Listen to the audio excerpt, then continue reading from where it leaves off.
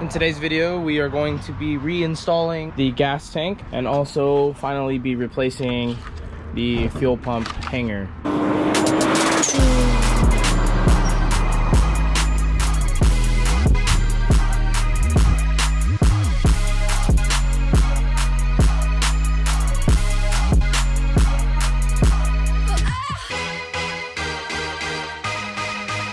This is the old fuel pump hanger that I showed you guys earlier. Got no rust on it, so we are all set to go. And the new one will be finally going on. But first things first, we gotta get some stuff undone from the bottom. So let's get right to it.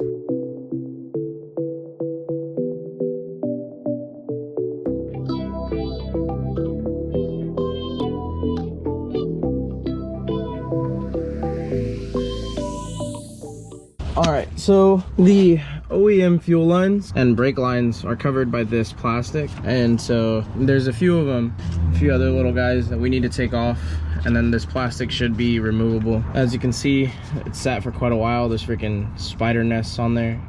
Pretty sure they're open already, hopefully, because otherwise I'm gonna have a really pleasant surprise in a little bit. We've gotten these taken off from the front. Pretty sure there's gonna be another clip over there towards the fuel filter. So front of the car is that way. We're over here towards the back of the car. As you can see, the differential is right there. And then there's two more clips, one right here that I'm currently taking off and one right there. So these plastic clips are what we have to take apart. This is what they look like. Luckily, it looks like mine are still in good shape, so don't have to worry about replacing them. But I'm pretty sure it's like a Toyota only type of deal. So these are what we have to remove. And then, well, this one is the only one left for this piece of plastic. But I'm pretty sure we got to remove these for the old fuel lines because we'll be replacing those completely. Plastic piece is off over there, if you guys can see that, but you can see that the lines are still, hard lines are still coming. There's one bolt here, another one back there, and then just one more as well, slightly up here. I'm not sure if you guys can see that, but three more basically that are holding in this hard line, and then we should be able to go. This is actually where the huge tank would go, so I'm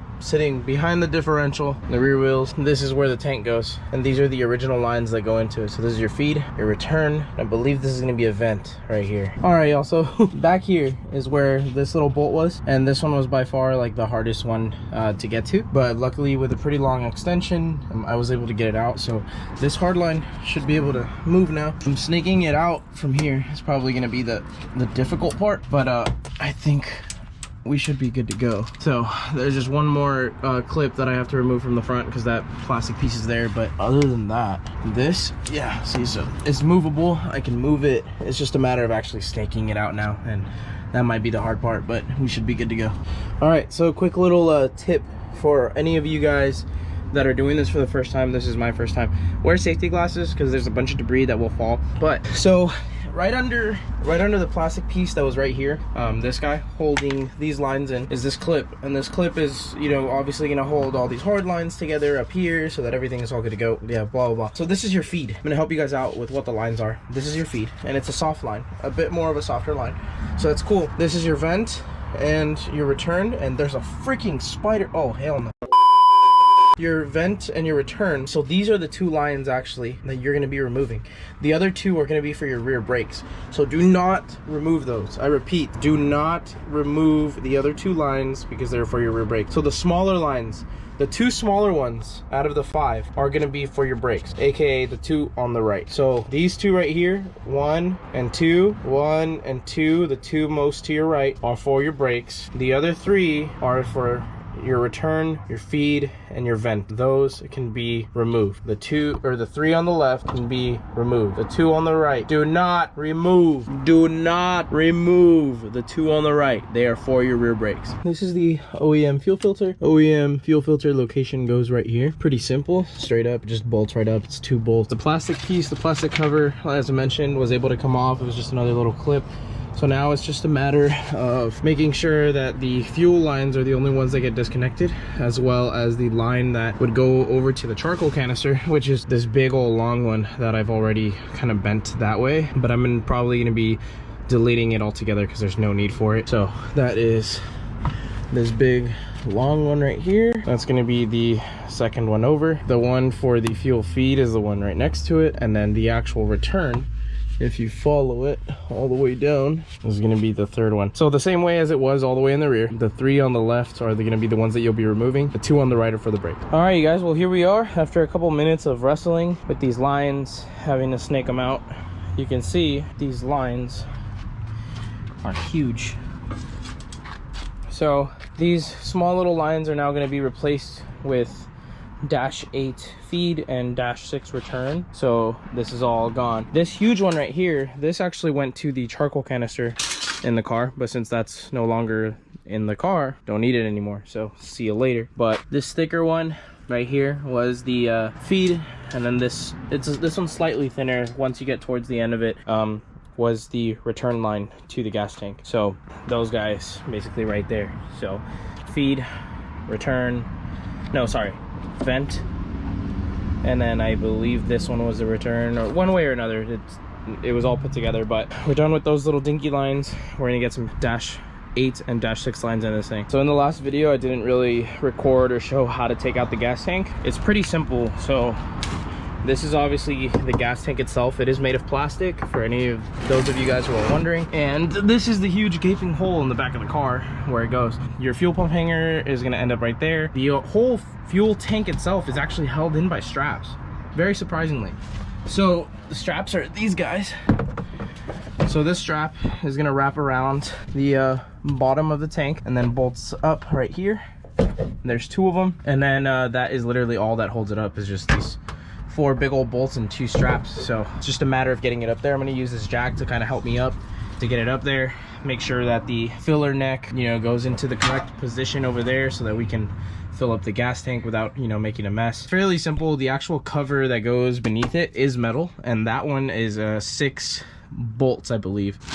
I have all of them here in this little bag, but I believe they're literally just like 6 little bolts, and then a few little clips, plastic clips that, you know, help keep the bumper up supported to that metal piece so that, you know, the rear bumper doesn't sag. So with that being said, I'm gonna go ahead and get this up there. Hopefully it goes in smooth, because it's just gonna be me today. You know, we'll be strapping it up and then we should be all good to go. Once that's done, insert the new fuel pump hanger into it and then possibly start running some lines just to get the length of them, and then we'll be good to go.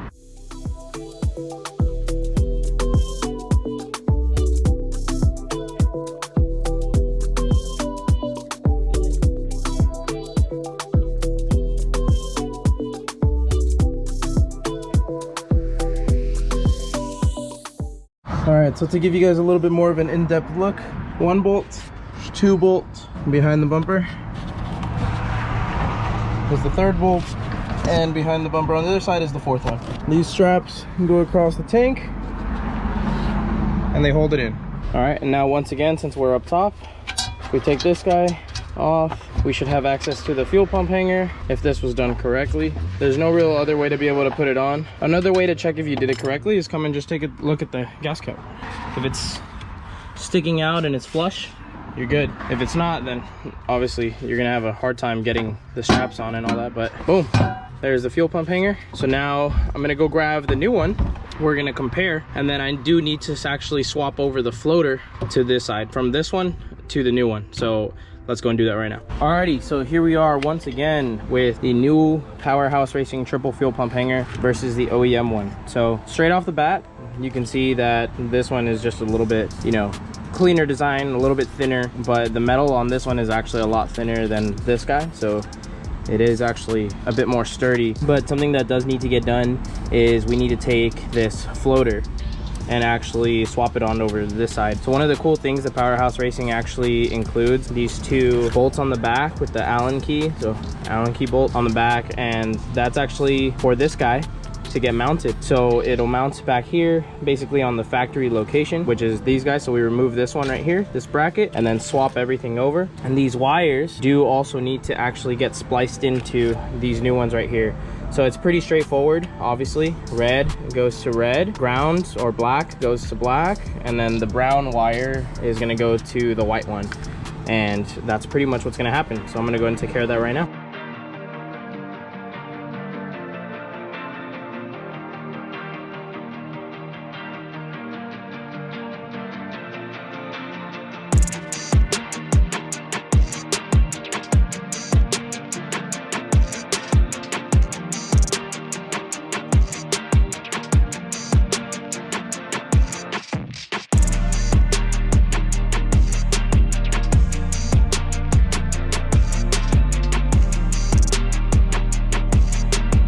right, so just a little tip for you guys. Based on the videos that I've seen, it doesn't look like anybody else kind of mentions this. There is a huge rubber like grommet at the top of the OEM one, which sits right here. So you do actually have to remove that and install it here so that it sits perfectly in the tank, because I just went over to mock it up and it was kind of off a little bit. So I noticed that there was this rubber O-ring. I'm gonna call it an O-ring. So make sure you guys install that at the top of the Powerhouse Racing triple pump hanger. Other than that though, the float is on. The only thing that is left is to cut this connector off or de-pin it, but one way or another we're gonna have to cut it because I have to splice it into these wires here. Then it just, you know, requires all the wiring from the top and then obviously the feed and the return. I don't really think that there's anything else to do after that. One thing you do want to make sure is obviously that these two are the same height. So, you know, line them up and make sure that the pumps end up in the same height. So it looks like mine might be maybe slightly longer, so I might have to raise this up just a tad, but other than that we should be good to go.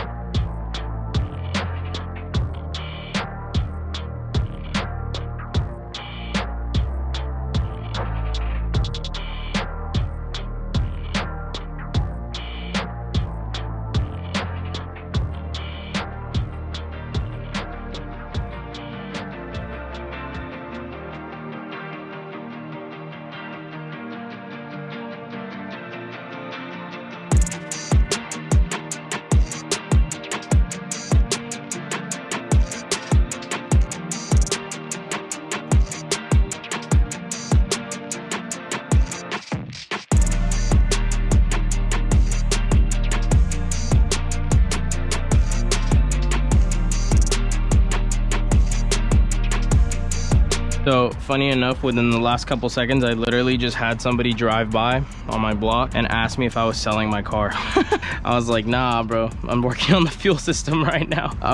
But so as you can see, this is the setup as of right now. So something that I did was I zip tied the wires over here just to kind of give it a nice cleaner look. And then I'm getting the hoses on right now. So one of your best friends with these hoses is going to be a heat gun. So if you guys don't have one, make sure you guys have one handy or ask somebody to borrow one, because you can get it on, but then having to stretch it up is going to be it's going to prove itself to be a little bit difficult without a heat gun. This one on this side is going to be a lot easier because it's just like straight up, but as you can see, like on this side it looks like it, you know, would go on super easy right here, but you know, weirdly enough, it actually wasn't, you know, as easy as it looked. Oh, actually, now that I look at it, that's probably why. So I bought an install kit, and I think these are the ones that actually came with Powerhouse Racing, and these are the ones that came with the installation kit. So these actually seem to be longer, which is why I was probably struggling. See, now that I see this, I'm kind of curious if I should take this one off and go with the other one. They're the same diameter, it's just going to be a tad bit different in length, but I don't think it's really going to make that big of a difference, so we should be fine. But all right, so we're just going to install this other one. I don't know, should I use the same one? I'll probably just use the same one, which is, you know, provided by Powerhouse Racing. Install this guy, but as you can see, once it sits flush, for me to put on the clamp, you know, it's kind of hard, so I don't know, we'll see. I'll probably just end up using this one just to kind of give it a little bit more clearance. But anyway, as you can see, there's two. So if you have these, which are provided by Powerhouse Racing, they're going to be a little bit smaller, so make sure you have a heat gun handy. If you bought the install kit with the pump, then you can just use those that are there. So now that that's on, make sure that your clamps, once you got the hose on, don't forget to install your clamp, because you will hate yourself trying to get those things off. So install your clamp and then finish up with the actual line itself. And this one, as I mentioned, just went on so much easier. Kind of an L, kind of taking an L there, but I should have checked the lengths of them previously, but it is what it is, not a big deal. Heat gun kind of helped me out. So all right, so we'll get this guy on there, make sure it's clamped on. Boom. So that's the setup right there. The only thing that is left to put on these guys is the filters that go onto the bottom, which I have like 3 of, but I have like 4 of them actually, because I bought some extra install kits because I wanted to make this as clean as possible. So I just went from wire to connector, you know, and then to the pump, which is cool because I have extra filters in case I ever need to change them. But pretty much the whole setup right there, ladies and gentlemen, we are all set to go.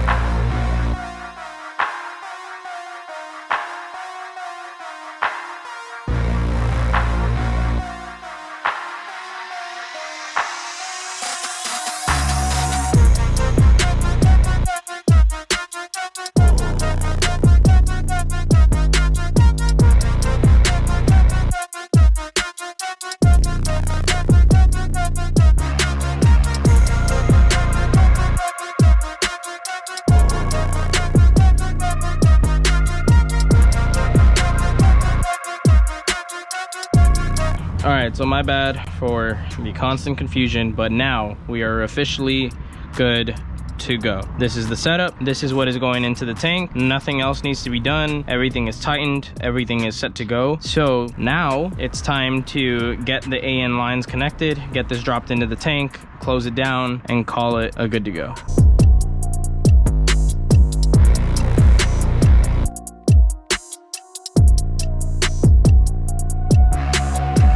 All right, so after quite a bit of persuasion, it's finally in.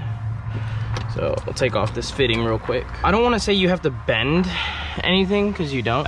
You definitely have to do some pushing with this like resistor right here. So this guy, you kind of have to like bend in just a little bit, but not bend to the point where like the actual hard line bends, just enough to push it and squeeze it in. And then once I'm inside, I need to get the filters into the actual smaller portion in the tank, because there is a smaller orange portion. And then other than that, I mean, it's pretty much straightforward. Like, there it is. Fuel pump hanger is in. Woo! We are a lot closer than I have anticipated in a really long time. And I'm just gonna end up reusing this hose because it goes back to the breather for where the fuel tank is anyway. So that's gonna go on there, clamp, whatever. And then I'll time me take off this fitting. So this is gonna be the return, because it's the -6. This is the -8, so it's the feed. We have some wiring that needs to get done with these guys, mainly for the floater, so that we can get accurate readings on the gas gauge inside the car. So 2 of these are actually the power and ground for the old pump, and I believe that's gonna be blue and white and black.